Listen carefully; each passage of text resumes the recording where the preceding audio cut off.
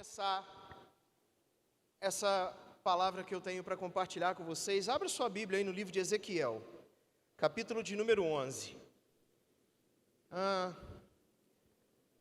Seja no celular, seja a Bíblia mesmo, Ezequiel 11, 19.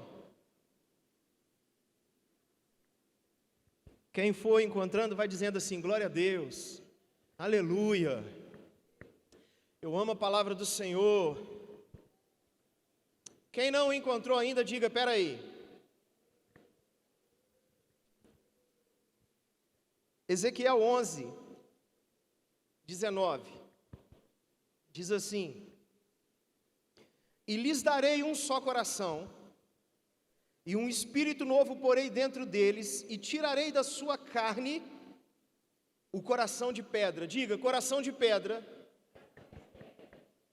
E lhes darei um coração de carne. Diga, coração de carne. Para que andem nos meus estatutos e guardem os meus juízos, e os cumpram, e eles me serão por povo, e eu lhes serei por Deus. Olha para cá, irmãos.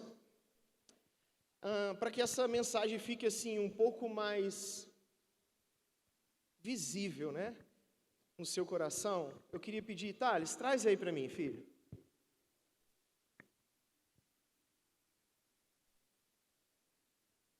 Irmãos, eu ia pedir 2 voluntários ou 2 pessoas aqui que se colocassem à disposição para vir aqui à frente. O que é isso aqui, irmãos? Ai, gente, eu sei que vocês são muito politicamente corretos. É tijolo, mas simboliza aqui pedra, tá bom? O que é isso aqui, irmãos? Então eu ia chamar 2 irmãos aqui à frente para falar assim, irmãos, eu preciso que vocês fiquem aqui o culto inteiro, fingindo que é uma pedra. Mas aí a gente ia ter que brincar daquela brincadeira, né? Batatinha frita, 1, 2, 3, que ele ia se mexer toda hora. E nós teríamos que eliminar esse irmão. Então está aqui uma pedra. Ô Thales, chega aí, filho. Aqui. Não, você não vai ser pedra não, vem cá, irmão. Só reposiciona eles para mim, coloca ele deitado, um em cima do outro. Que aí parece que ele está em pé, né? É isso. Obrigado. Então, você repetiu comigo, coração de pedra e coração de carne. Queridos, o coração de carne aqui é claramente um coração que está vivo. Em oposição a um coração de pedra. Gente, essa pedra está viva ou está morta? Meu Deus, me dá um medo que na hora dessa alguém levanta e fala assim, está viva. Escute, queridos, eu preciso de uma pessoa aqui embaixo, alguém aqui, para me sinalizar a cada 5 minutos de mensagem. Quem pode ser? Por favor, Rebeca, a cada 5 minutos. Eu quero te mostrar, no final dessa mensagem, como vai estar essa pedra. Você crê no poder de Deus, irmão? Gente, vocês são muito crentes. Eu quero te mostrar, ela vai ficar aqui comigo até o final dessa mensagem. Meu Deus, não pode dar errado.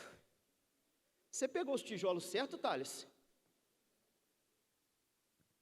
Pode ser pegadinha desse cara comigo.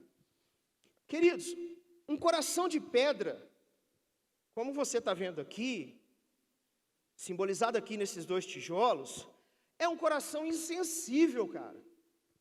O mundo pode estar desabando, desastres acontecendo para tudo quanto é lugar, e essa pessoa está insensível a tudo aquilo que está acontecendo. E ela não consegue perceber o mundo à sua volta. Por quê, queridos? A natureza da pedra é insensibilidade. Diga assim, insensibilidade. Pedra, queridos, não tem sensibilidade. E você repetiu comigo no texto que nós lemos, coração de pedra. Queridas, porque é a natureza dela. Pedra não foi feita para ser sensível. Ou quantos de vocês já chutaram um bloco desse aqui na rua, um paralelepípedo ou qualquer outra coisa, que ela virou para você e falou assim, desculpa, amado irmão. Alguém, queridos? Ou você virou para trás e esconjurou ela como se ela fosse uma pessoa. Deixa eu te contar um segredo. Quando você chuta o chão, irmão, não adianta amaldiçoar a pedra. tá? Ela é insensível à sua dor, ela é insensível aos seus sentimentos. Por que eu estou dando tanta ênfase à questão da pedra, irmãos? Porque o que Deus quer fazer no meio de nós? O que Deus quer fazer com o seu povo? Transformar a natureza do nosso coração. Quantos aqui precisam ter a natureza do coração transformados, queridos? Até você que pensa que não, eu achava que você deveria repensar suas atitudes. Porque Deus quer que nós tenhamos corações sensíveis à palavra dEle. E o que eu tenho visto muito nesses dias, tendo a oportunidade, queridos, de ministrar, por exemplo, na Diz School, a gente está falando sobre família. E nós somos um povo que queremos levar muito ao pé da letra aquilo que diz respeito, por exemplo, a avivamento. Nós queremos experimentá-lo. Nós nos preocupamos com coisas que nós designamos que são coisas grandes, mas esquecemos de coisas que são importantes. O povo de Deus é um povo que se apega muito facilmente àquilo que lhe dá a impressão de ser mais valioso. Não que seja errado, queridos, não é isso. Desejar os dons espirituais é muito bom. Viver os frutos do Espírito é muito bom, mas nós não podemos ignorar parte alguma da Bíblia. E você quer ver uma coisa que a gente... Por que eu vou chegar nesse ponto? Porque a gente está falando de coração de pedra. E ontem eu disse assim na aula da Diz School. Você quer ver uma coisa, irmãos? Com as pessoas de fora, nós temos um coração totalmente flufluzinho, não é verdade? A minha mãe costumava, porque ela não está morta não, glória a Deus, irmãos, mas isso ela não fala mais. Ela costumava dizer assim, os outros da rua podem cagar na sua boca, e você não faz nada. Só minha mãe que fala isso, irmão? Ufa! E ela dizia assim, mas para gente de casa, né? Todo mundo... E nós somos assim, queridos. Para a nossa casa é tudo ferro e fogo. Eu disse isso na Diz School, mas como eu não posso contar um pecado meu só lá dentro, eu preciso contar para a igreja. Uma vez a Monique chegou perto de mim e falou assim, Eric, eu estou precisando de ir lá embaixo na rua. Eu não sei se naquela época nós morávamos nas Dolph Shellys. Em todos os lugares eu acho que eu já te falei isso. Então não importa o endereço. Eu falei assim, é mesmo, Monique, você está precisando de aonde? Não, eu estou precisando lá resolver agora. Oi, desce. E qual foi a resposta da mulher sábia que Deus me deu? Vamos lá, gente, alguém se arrisca? Ela pegou e falou assim, por que o pessoal da igreja você leva onde eles querem e você não pode levar? Toma, jumento. Então, cara, Deus quer definitivamente transformar o nosso coração para que sejamos sensíveis à voz dEle em qualquer situação, em qualquer lugar e com qualquer pessoa, inclusive a sua família.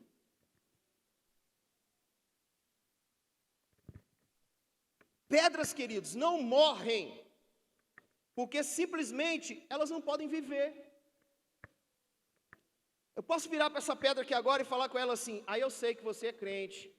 Vai falar assim, mas Jesus disse que se eu disser a esse monte, erga-te daqui e lance no mar, e a minha fé for o tamanho de um grão de mostarda, isso será possível. Vocês adoram confrontar o pregador. Mas eu posso virar para ela aqui agora, tijolo, anda, em nome de Jesus. Alguém quer arriscar?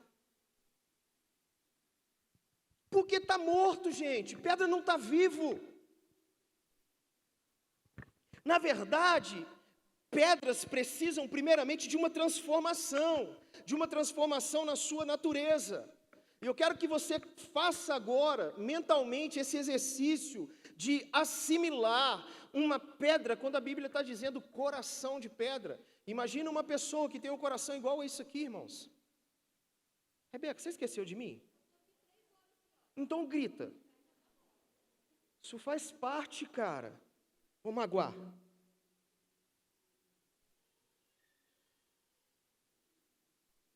Gente, cadê o Thales? Igor, acha o Thales para mim? Marca, Rebeca, 5 minutos. Agora, qual era e qual sempre será o pecado do povo de Deus, irmão? Continua sendo o quê? Diga assim comigo: idolatria. E aí, talvez no seu lugar aí agora você faça assim: misericórdia, idolatria, não sou idólatra não. Irmãos, quando o coração do homem, quando o coração do povo, em si só, se torna um ídolo, quando você acha que você pode confiar totalmente no seu coração, já viu aquela pessoa que fala assim: meu irmão, eu tenho certeza disso e nada nem ninguém vai mudar o que eu penso. Vocês já conhecem alguém assim? Irmãs, por favor, ou irmão, se for você, faz cara de paisagem. Finge que não é contigo. Então, quando a pessoa faz do seu próprio coração seu ídolo, irmãos, esse coração se torna o quê? Diga, uma pedra. Insensível como qualquer ídolo, que a Bíblia vai dizer, porque eles têm... Ô Thales, você pegou os tijolos certo, filho? Meu irmão, se você me envergonhar, rapaz... Era aqueles dois mesmo, que a gente separou. Amém. Porque eu joguei água e não deu nada, velho. Tá. Que a Bíblia vai dizer que os ídolos têm olhos, mas não veem, têm boca, mas não falam, têm pés, mas não andam, têm ouvidos e não ouvem. Está lá no Salmo de 115, versículo 4 a 8. Então, queridos, transformar um coração de pedra num coração de carne é mudar a natureza. Deus quer mudar a sua natureza, meu filho. Fala para o seu irmãozinho aí: meu irmãozinho, minha irmãzinha, ô meu amor, aproveita hoje, né, irmãos? Culto, igreja, se for seu amor, fala assim: ô bem, love, Deus quer mudar a sua natureza. Irmão, se você tem raiva de interagir no culto, se você não gosta de conversar com a pessoa que está do seu lado, sinto muito, você vai passar muita raiva hoje. Porque se você veio para dentro da casa de Deus e chega aqui e fala assim: não quero conversar com ninguém, meu Deus. Porque Deus quer tirar um coração de pedra que é insensível à voz do Senhor e quer nos dar um coração de carne que é totalmente sensível à voz de Deus. E não há ninguém aqui dentre nós, queridos, que pode falar assim: oh, eu sou 100% sensível à voz de Deus. Se você se acha assim, por favor, guarde essa opinião para você. Mas a experiência nos mostra que ninguém, a não ser Jesus, conseguiu ser 100% sensível à voz de Deus. Então, queridos, nesse sentido, um coração assim, sensível para com Deus e obediente à sua palavra, é um coração de carne. E todas as vezes que a gente ouve essa palavra na Bíblia, carne, a gente quer dar um sentido meio que assim, né? Pessimista, um sentido ruim para ela. Mas nesse caso aqui, não. Nós precisamos verdadeiramente ter um coração de carne que, apesar da nossa corrupção, apesar da nossa tendência ao pecado, é só um coração de carne que nos possibilita ter a nossa natureza mudada por Deus. Então, meu irmão, deixa eu te falar. Por mais dura que a sua carne seja, você precisa ter um coração de carne. Então, quando a gente vai ver o sentido bíblico de homem, vincula o sentido bíblico de homem à carne, sempre a gente vai enxergar essa questão da carne como uma fraqueza no homem. E essa fraqueza, queridos, por sua vez, se a gente for observar, ela vai ter dois aspectos. Um aspecto existencial e um aspecto moral. Existencial por quê, queridos? Eu e você, quer você entenda isso ou não, nós somos homem.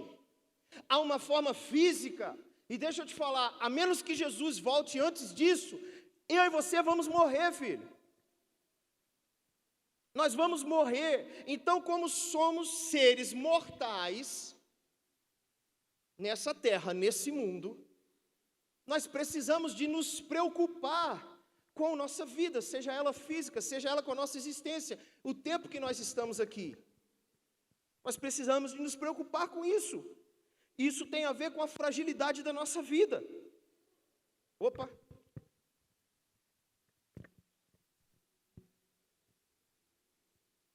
Ô, gente, eu quero acreditar no Thales.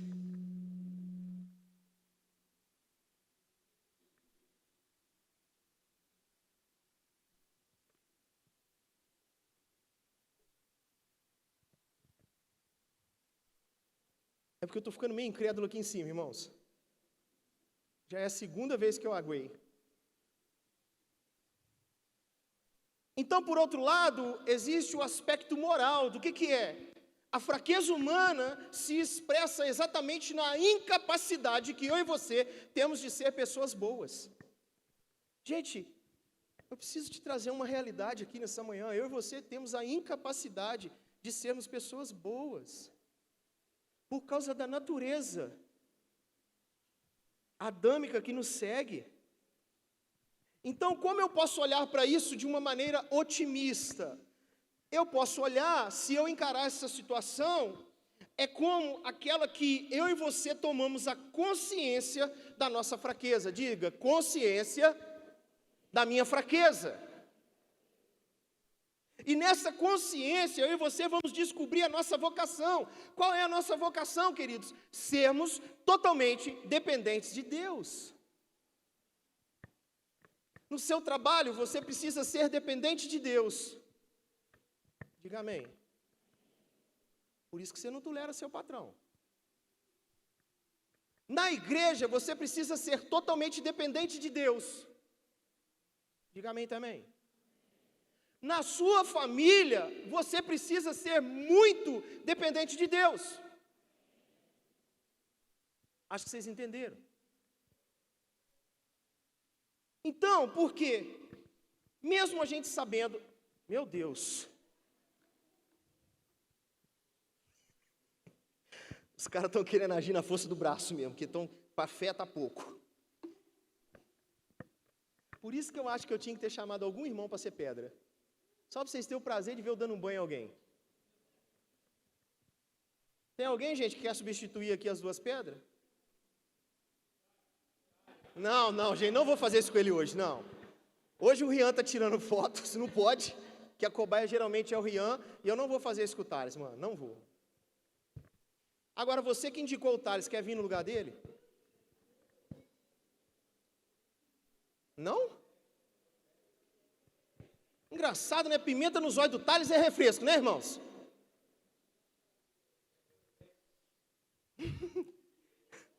Gente, vamos voltar aqui.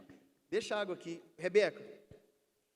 Então, porque mesmo sabendo que nós somos seres limitados, que a carne nos assedia, que somos seres com emoções transitórias, que a nossa carne é frágil, ainda assim, nós confiamos na nossa força e nos nossos recursos, irmãos.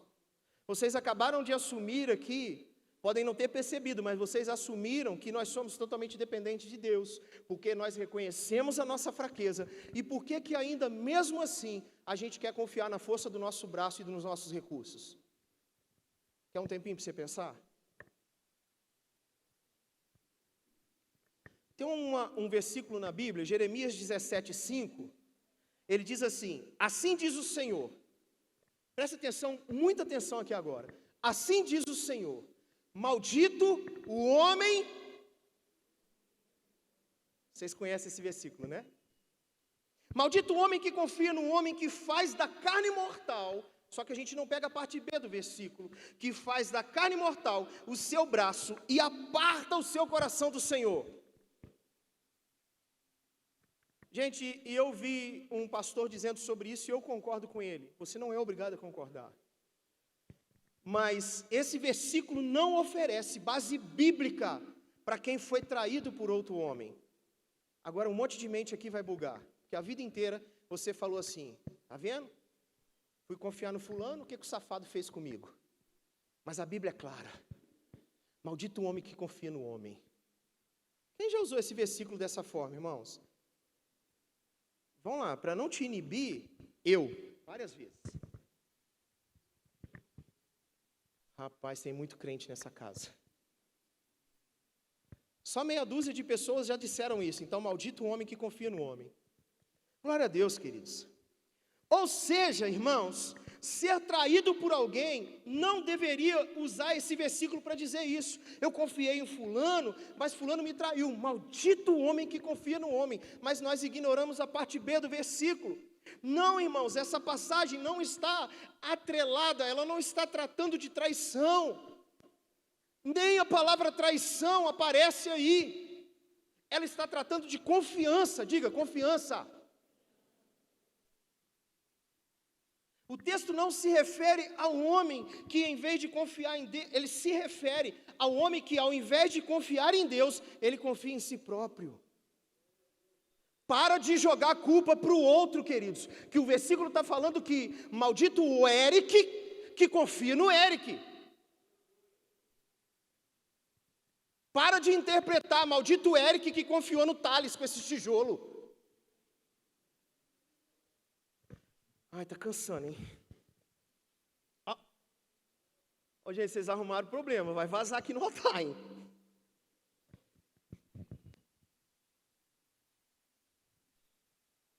Por isso que o Bill não chama a gente para pregar, velho.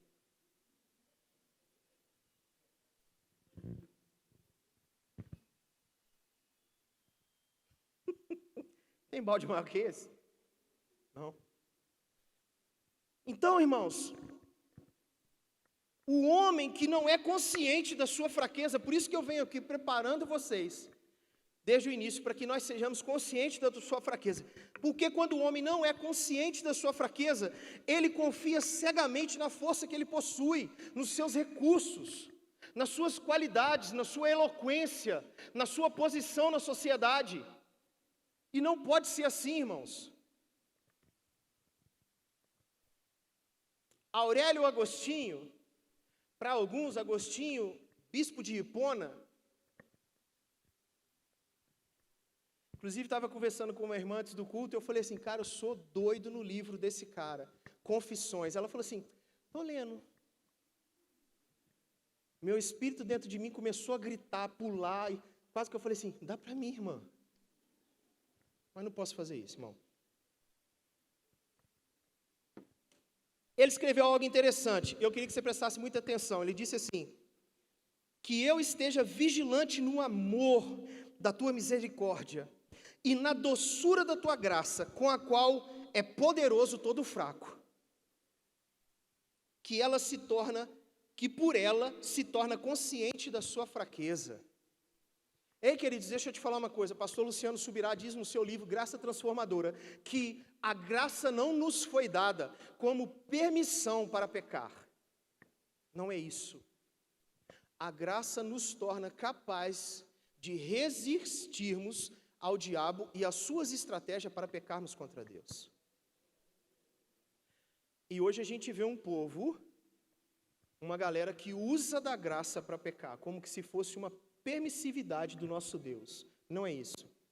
A graça te foi dada para te capacitar, para nos dar graça. A graça veio nos dar graça. Gente, eles estão levando isso a sério demais, meu Deus.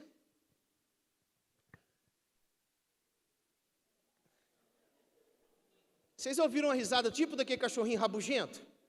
É o Ronald. Ô Ronald, chega, tá? Chega, deixa eu tomar aqui.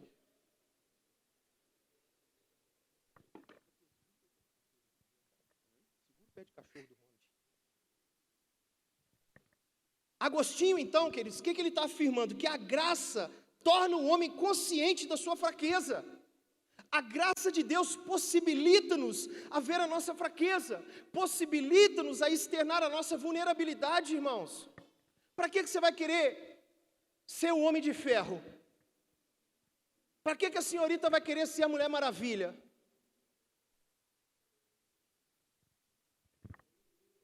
Possibilita-nos ver a nossa fraqueza, e quando eu consigo ver a minha fraqueza, nisso consiste a minha força. Então não é você achando que você é o super crentaço dessa casa, que vai fazer de você alguém mais especial, não, mano. é o quanto mais você recebe da graça de Deus, o quanto mais você se submete a essa graça de Deus, mais você reconhece que você é falho, dependente dele, e nisso ele te faz forte. Está comigo, gente?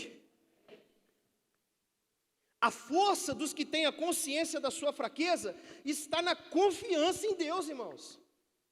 Se eu tenho consciência da minha fraqueza, eu confio nele, porque eu sei que sem ele eu nada posso. E aqui que consiste, sabe, a maravilha da graça. A graça, queridos, nos tocou. Quem aqui já foi tocado pela graça de Deus? Você que tem dúvida, eu acho que ainda não foi nessa manhã é o dia especial para você ser tocado por ela. Ah, mas o que eu preciso para essa graça me alcançar? Eu preciso ser crente? Eu preciso ser batizado? Eu preciso ser evangélico? Não, cara, você precisa estar com o seu coração aberto para Jesus. E reconhecer assim, ei, Deus, existem coisas na minha natureza que precisam ser mudadas, eu preciso dessa graça. Só isso que você precisa. Então, irmãos, isso é uma bênção, porque torna a experiência do homem possível, e só com essa graça, só com esse discernimento, essa revelação, eu e você vamos saber quem de fato nós somos. Eu e você não podemos pensar de nós menos do que nós somos, mas também não podemos pensar de nós mesmos mais do que somos. Porque uma das coisas que Satanás faz, filho, é o seguinte, ele não pode nos dar nada, mas ele pode colocar dúvida no seu coração a respeito daquilo que você já tem. Qual foi a promessa que a serpente fez para Eva, consequentemente para Adão, que se eles comessem do fruto, certamente não morreriam, mas que eles seriam iguais a quem?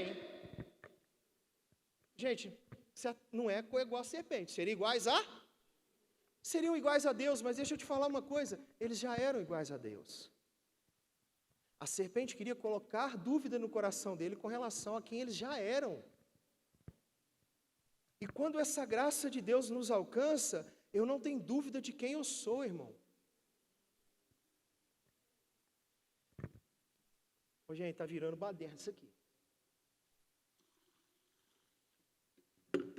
Ó, gente, se o Ronald mandar alguém trazer mais um balde, a gente exclui ele dessa igreja, tá? Em vez dele mandar água, cadê o pano, Ronald? Está dando uma lambança aqui. Gente, volta aqui. Então, Adão ficou insatisfeito por quem ele já era. Então, ele queria assim, então tá, vou comer porque eu vou ficar parecido com Deus. Mas já era.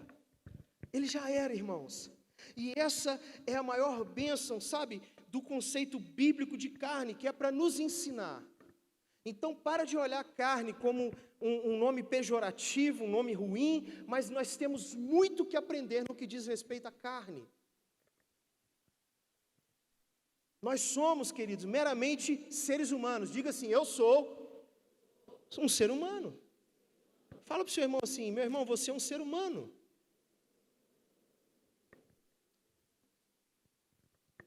Agora, quando a gente se esquece de quem nós somos, das fraquezas que temos, nós voltamos a nos iludir e acreditar que somos poderosos. Nós achamos que podemos fazer as coisas com a força do nosso braço, do jeito que imaginamos ser o correto. E isso é a pior coisa que pode existir, irmãos. Eu falei com a amiga hoje, eu não sei se foi dito aqui na conferência, ou se está nesse livro do pastor Luciano Subirá, ou em outros livros que eu já li. A pior coisa que Deus pode fazer com o ser humano, comigo e com você, é deixar a gente caminhar sozinho. Te entregar ao seu bel prazer, irmão. A pior coisa que poderia acontecer. Aí a Sarinha até me disse assim, Deus me livre de mim, por favor.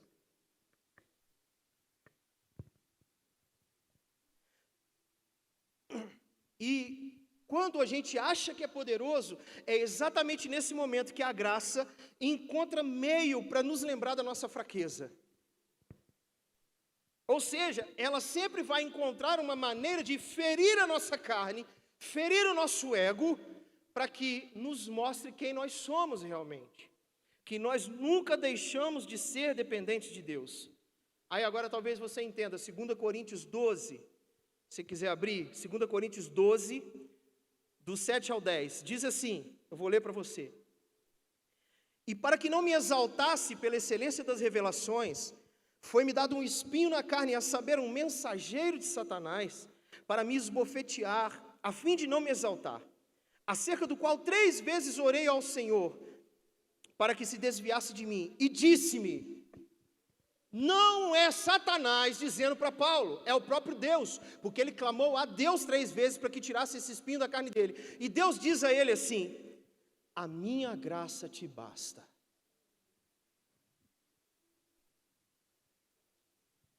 Porque o meu poder se aperfeiçoa na fraqueza.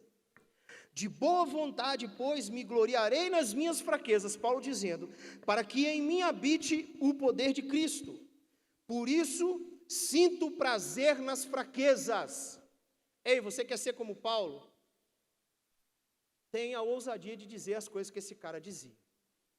Por isso, sinto prazer nas fraquezas, nas injúrias, nas necessidades, nas perseguições, nas angústias, por amor de Cristo. Porque quando estou fraco, então sou forte. Vocês podem repetir isso comigo com muita força aí no seu peito. Vai, dá uma arranhadinha no seu gogó e se prepare para dizer isso depois de mim. Porque quando sou fraco, é que sou forte. Não é quando você é forte, quando você acha que é forte, que você é forte. A Bíblia, cara, é as coisas loucas para envergonhar as sábias mesmo, para confundir as sábias. É quando sou fraco, quando estou fraco, é que sou forte.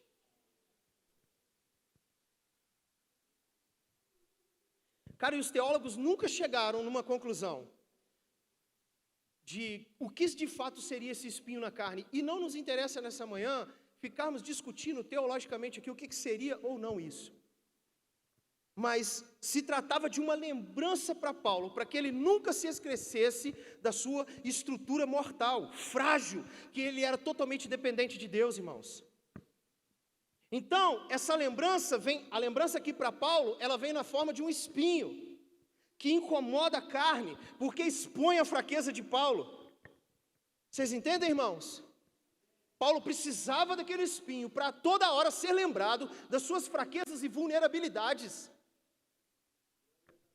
E o que acontece? Esse espinho, irmãos, vai tocar nossa carne toda vez que nós recusarmos a reconhecer quem nós realmente somos.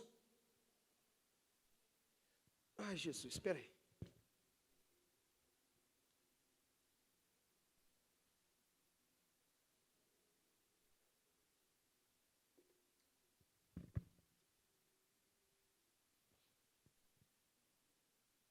Então o espinho serve para todas as vezes que eu me recuso a reconhecer quem eu sou, esse espinho vem ferir a nossa carne. Todas as vezes que você esquece que você é filho de Deus e quer descambar para um lugar que não foi o lugar que você foi chamado, Deus vai colocar um espinho na sua carne. E eu e você deveríamos dizer assim, glória a Deus por isso. Então, queridos, Paulo chegou a pedir 3 vezes para que Deus tirasse. Mas o que Deus disse para ele? Paulo, a minha graça te basta, meu filho. Porque o poder se aperfeiçoa na fraqueza. Então por que Deus não removia esse espinho de Paulo? Por que Deus não remove esse espinho de nós, irmãos? Porque sem esse espinho, nós não seremos aperfeiçoados a ponto de nos tornarmos aquilo que Deus quer que sejamos. Se eu e você estivermos fugindo, saindo fora do propósito de Deus, haverá um espinho na carne.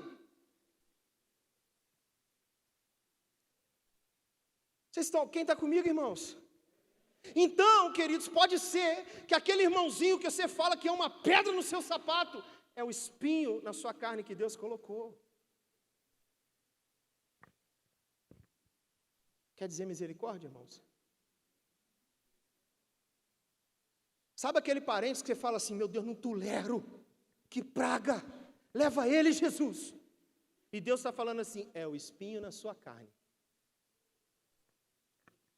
Então pare de agora de olhar para pessoas e situações como empecilhos na sua vida e pergunte talvez se não é o espinho de Deus, o espinho na carne que Deus colocou na sua vida. Antes de murmurar, pense assim: ei, essa situação quer me ensinar alguma coisa? Pode ser que não seja uma maldição, mas para que eu volte a ser quem Deus quer que eu seja. Então, queridos, nós sabemos que a graça de Deus não tolera orgulho, vaidade no nosso coração. Por isso, ela envia o espinho para nos conscientizar da nossa humanidade.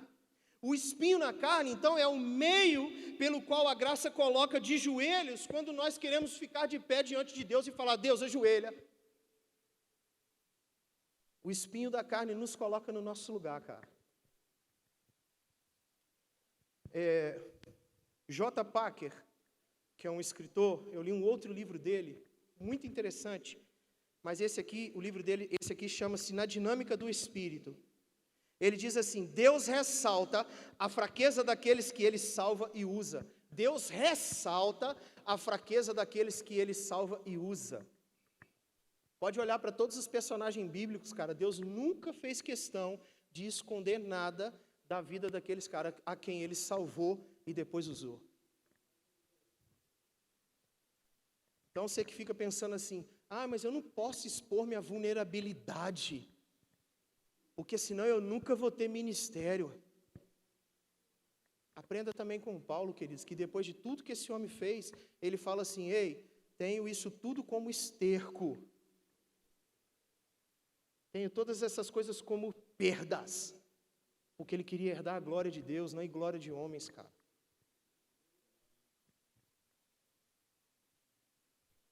Então esse autor, ele diz isso. Então, agora por que, irmãos, Deus faz assim, ressalta a nossa condição pecaminosa? Por que Deus, mesmo nos servindo e amando, Ele insiste em explicar, em expor talvez as nossas fraquezas? Aí vai estar lá Paulo de novo escrevendo aos Coríntios, 1 Coríntios 1, 26 e 29. Porque, olha para cá, só eu leio para você. Porque vede, irmãos, a vossa vocação, que não são muitos os sábios segundo a carne, nem muitos os poderosos, nem muitos os nobres que são chamados, mas Deus escolheu as coisas loucas desse mundo para confundir as sábias. Deus escolheu as coisas fracas desse mundo para confundir as fortes. E Deus escolheu as coisas vis deste mundo e as desprezíveis e as que não são para aniquilar as que são, para que nenhuma carne se glorie perante Ele. Olha o final: para que nenhuma carne se glorie diante dele. Então o que Paulo estava dizendo é que os sábios segundo a carne, irmão, são aqueles que constroem o seu raciocínio, que constroem a sua base, que colocam o seu fundamento, a sua confiança em cima de si mesmo. E deixa eu te falar, irmãos, por mais que você pense que você seja um cara bonzinho, legal, crente, eu e você somos falhos. Eu e você somos falhos. Por isso a nossa base, a nossa confiança, a nossa estrutura, o nosso alicerce não pode ser aquilo que eu e você achamos que é certo, mas aquilo que Deus diz que é certo. Gente, estou quase pedindo outra pessoa para vir molhar, tá? Vamos para aqui.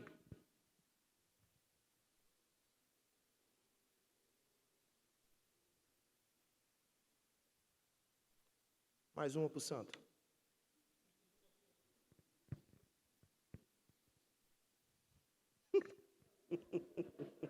Os cachaceiros tudo riram, gente. Cachaceiro tudo riu, né? Pegava aquele copinho de cerveja. Não, primeiro é pro santo. Misericórdia, Jesus. Misericórdia. Então, irmãos, vamos lá.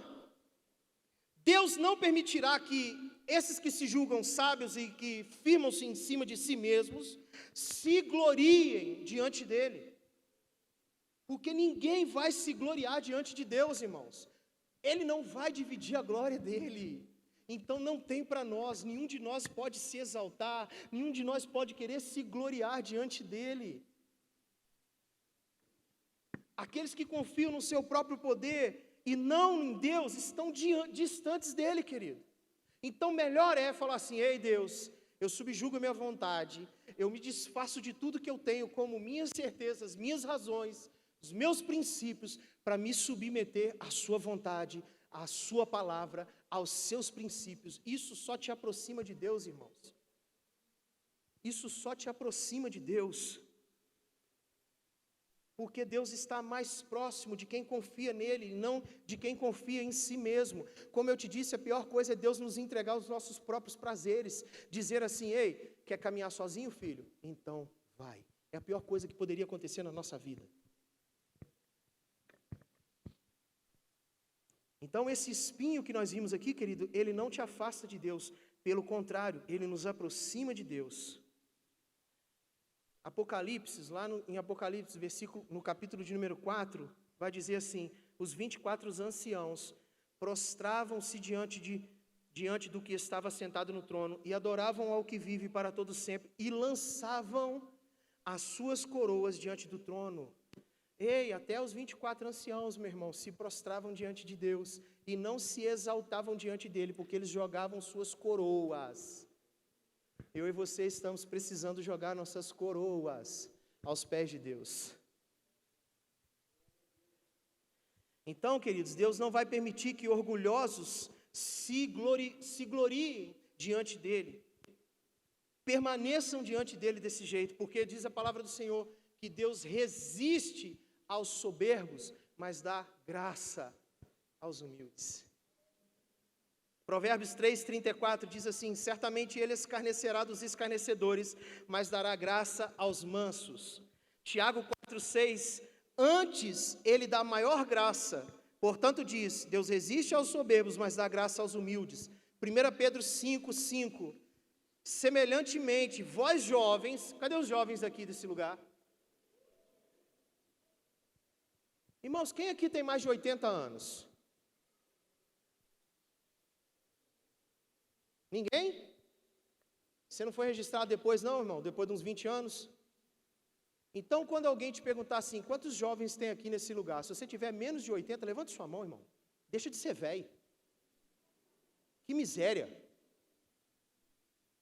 Vou voltar. 1 Pedro 5:5, semelhantemente vós jovens, quem são os jovens aqui? Ainda tem umas misérias de uns velhos, gente. Então morre na sua velhice, filho. Vou ficar insistindo com você não. Semelhantemente vós jovens, sede sujeitos aos anciãos, e sede todos sujeitos uns aos outros, e revestivos de humildade, porque Deus resiste aos soberbos, mas dá graça aos humildes. Eu quero terminar com um texto de um outro escritor, que ele vai dizer assim, Mahaney, certa vez deixou registrado num livro dele que chama Humildade, Verdadeira Grandeza. Eita, olha o título do livro, Humildade, Verdadeira Grandeza. E ele disse assim, Pai, eu quero ficar mais perto possível da cruz, pois é mais difícil ser arrogante quando estou lá. Vou repetir. Pai, eu quero estar mais perto possível da cruz, pois é mais difícil ser arrogante quando eu estou lá. Quando você perceber que você está se tornando uma pessoa arrogante, saiba que você está se distanciando da cruz de Cristo.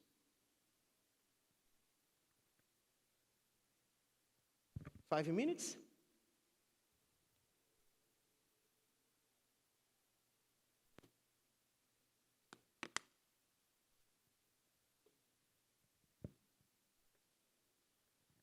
Então, queridos, deixa eu te dizer uma coisa nessa manhã. Deixa Deus me remover todo o coração de carne nesse dia. Desculpa, coração de pedra. Só queria ver se vocês estão ligados.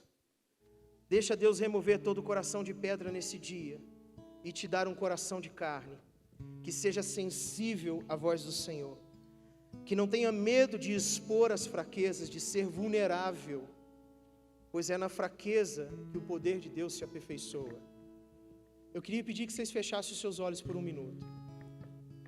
Cara, e se você ficar ligado no que o Espírito quer fazer, não ficar interessado em ficar olhando aqui para frente, querer saber o que está acontecendo, por isso que a palavra é a mesma que sai do altar, mas os efeitos na igreja são variados, porque nem todo mundo responde ao Senhor como deve. Então feche os seus olhos que eu quero te dizer uma coisa.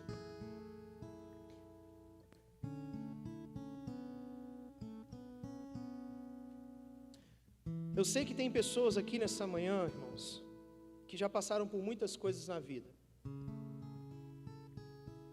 E talvez essas coisas fizeram com que você tivesse esse coração de pedra que está aí dentro.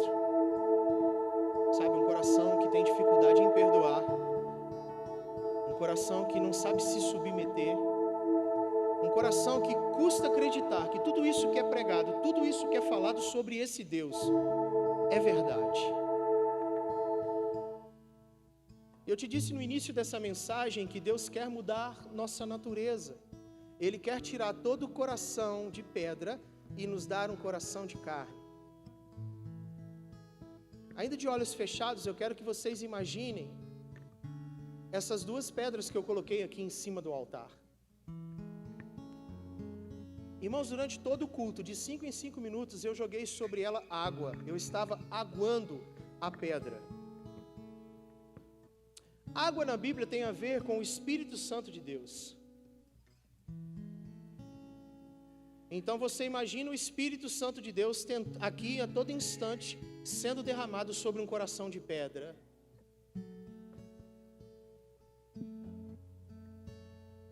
E vocês depois vão ver que apesar de tempos em tempos eu ter aguado essas pedras, a natureza da pedra não mudou, ela continua sendo pedra. O que eu quero dizer com isso? Que culto pós culto você pode estar vindo aqui, você pode estar recebendo a água de Deus que é derramada nesse lugar, mas tudo vai depender do seu coração.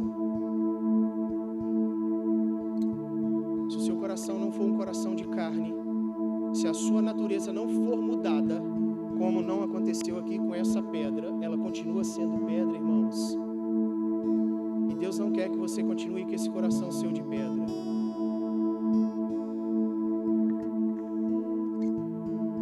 Então você que sente a necessidade de falar assim, Deus, eu preciso de um coração de carne.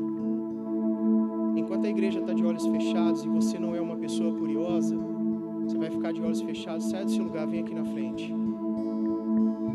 Deus quer mudar os corações, porque naturezas não são mudadas sem que você permita que o seu coração seja mudado. E queridos, por favor, não abre o seu olho para saber se já veio alguém. É Deus e você. Se você tem que esperar alguém sair do lugar dele para vir, continue sentado aí, por favor. Porque talvez Deus não esteja falando com você.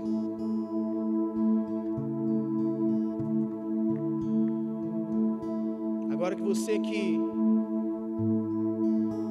Cara, eu tenho ido ao culto, eu tenho ido ao culto, eu tenho ido ao culto. Deus quer mudar naturezas aqui nessa manhã. Deus quer mudar corações aqui nessa manhã. Que o amor de Deus, a graça do nosso Senhor e Salvador Jesus Cristo, as doces consolações do Espírito Santo sejam com vocês durante toda a semana. Vão e tenham uma semana linda, abençoada, em nome de Jesus.